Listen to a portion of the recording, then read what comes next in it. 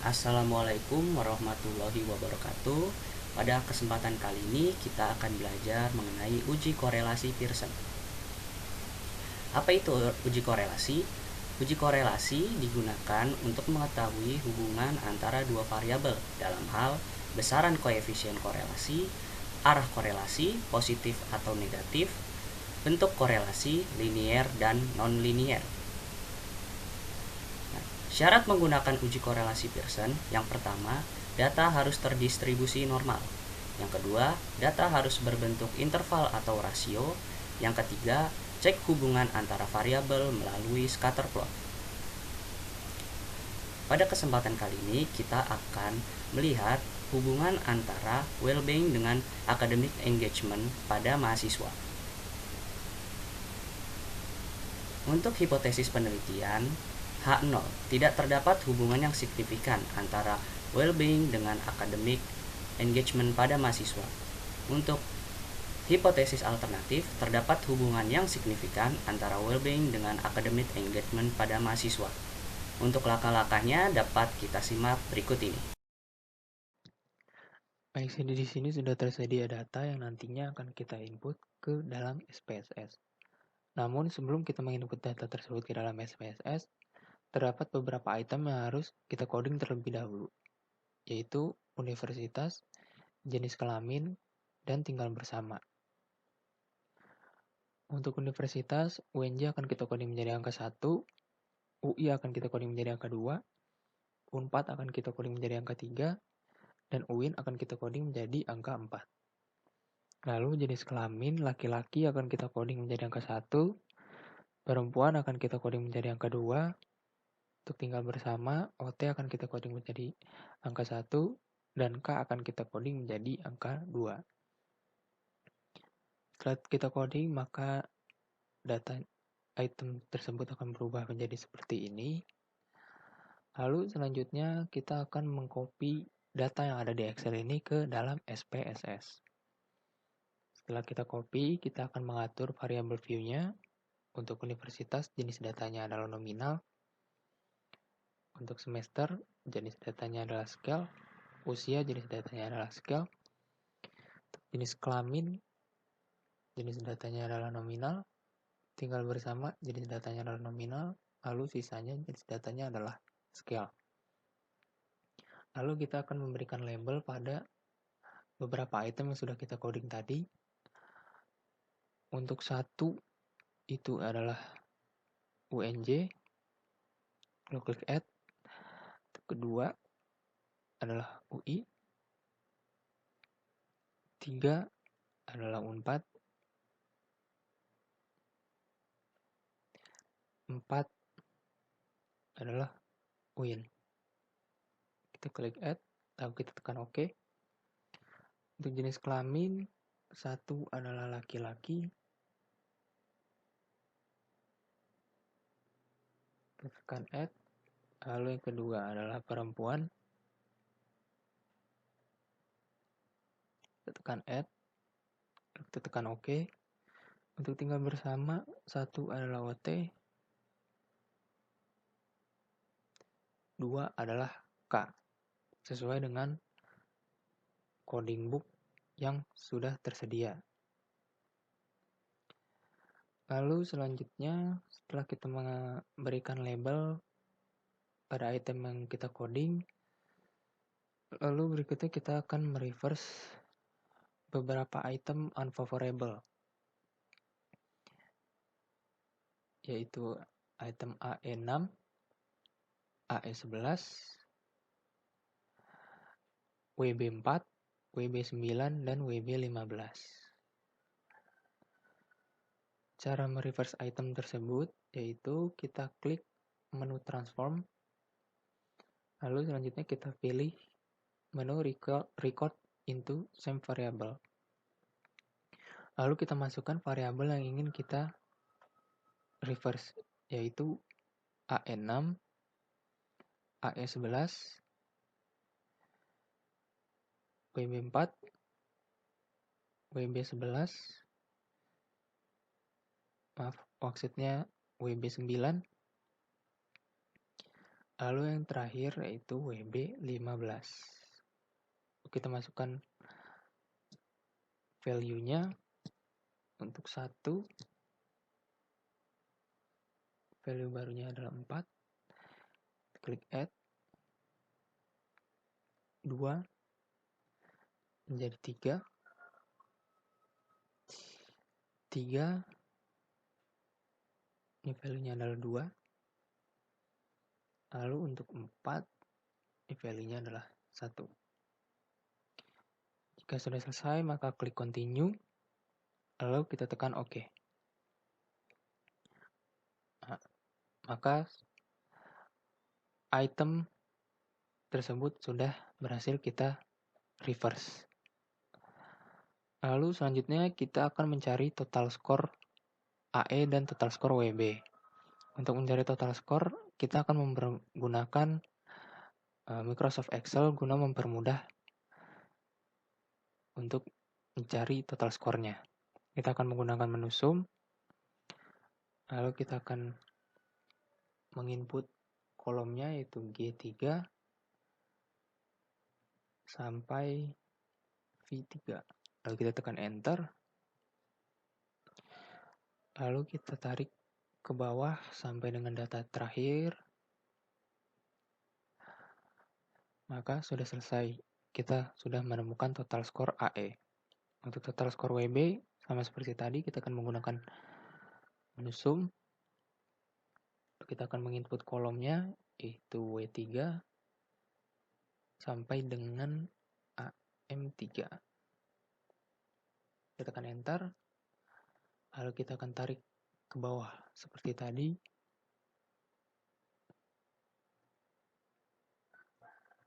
Sudah selesai, maka kita sudah mendapatkan total skor AE dan total skor WB.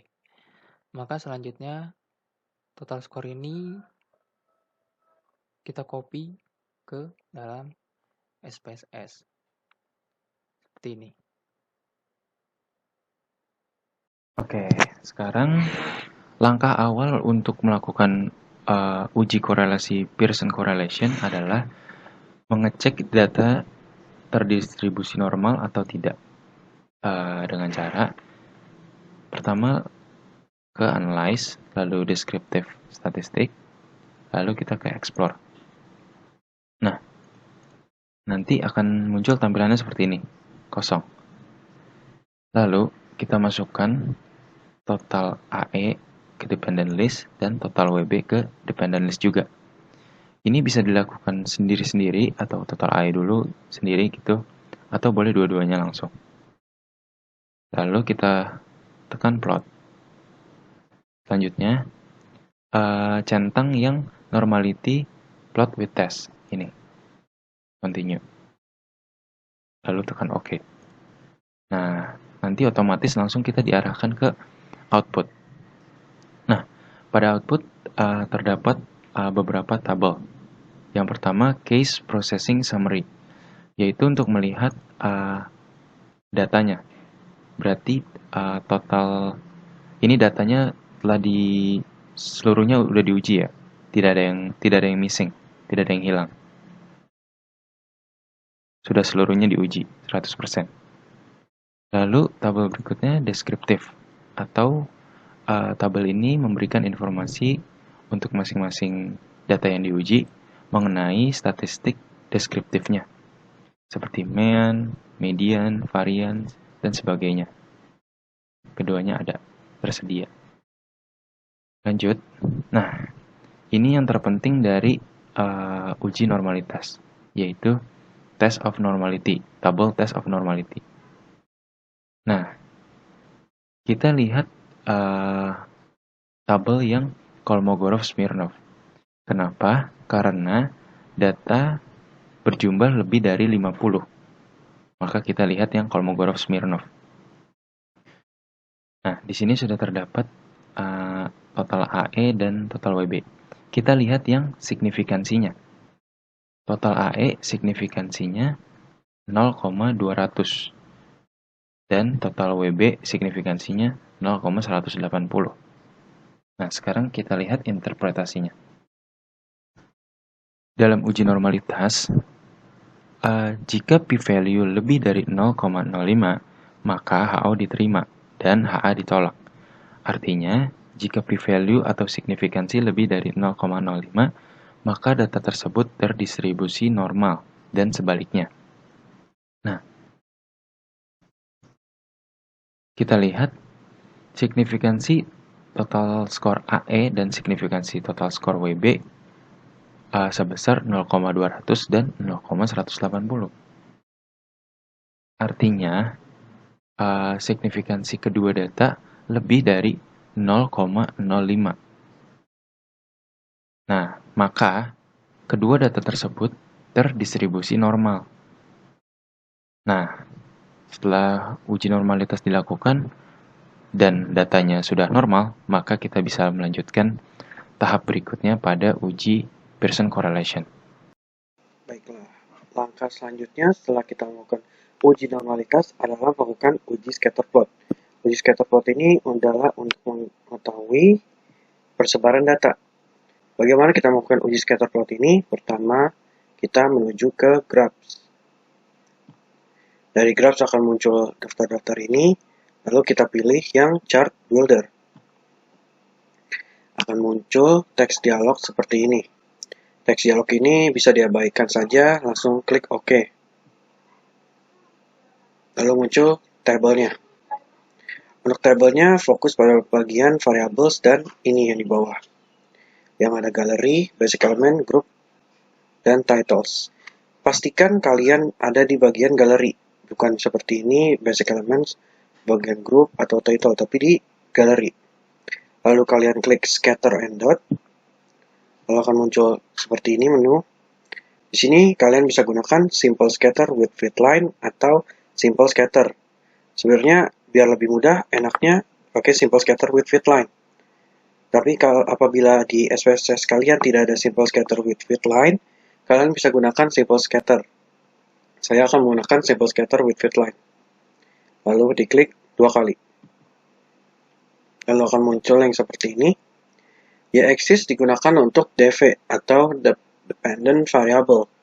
Dan X-axis bisa digunakan untuk IV atau independent variable. Di sini langsung saja kita masukin DV dan IV-nya. Untuk DV saya menggunakan total score academic engagement. Ini tinggal ditekan, di drag seperti ini di drag ya. Jadi ditekan terus ditarik gitu. Terus diletakkan ke Y-axis seperti ini. Lalu selanjutnya total score WB atau well-being yang langsung saya drag. Sekali lagi ini di drag di bawah, lalu dilepas di bagian X-axis seperti ini. Kalau sudah tidak ada yang perlu diotak-atik lagi, langsung saja klik OK. Dan kalian akan langsung kelempar ke output dan hasilnya akan muncul di bawah ini. Maaf, sebentar. Ini adalah hasil simple scatter yang sudah kita lakukan, scatter plot kita atau scattergram. Yang muncul adalah seperti ini. Ini membuktikan bahwa data tersebar secara linear, ya, secara linear, dan data ini memiliki korelasi yang positif sempurna, karena datanya tersebar secara sempurna. Baik, selanjutnya. Setelah melakukan uji linearitas dan menemukan bahwa data kita adalah data yang linear, selanjutnya kita akan melakukan uji korelasi menggunakan analisis korelasi dari Pearson correlation. Hal yang pertama kita lakukan adalah kita ke bagian analyze, kemudian pilih correlate, dan pilih bivariate. Kemudian kita pindahkan total AE ke dalam kotak variabel dan total WB ke dalam kotak variabel. Correlation coefficients kita pilih Pearson karena kita akan melakukan uji korelasi menggunakan Pearson correlation.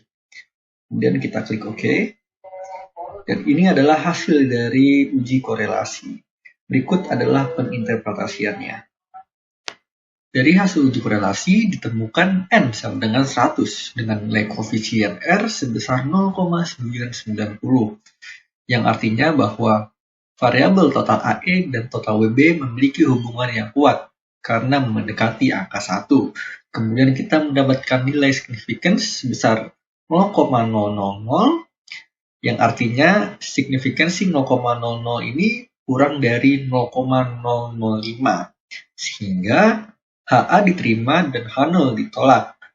Maka terdapat hubungan yang signifikan antara well-being dengan academic engagement pada mahasiswa. Terima kasih. Mudah-mudahan tutorial ini dapat membantu kita semua. Sekian.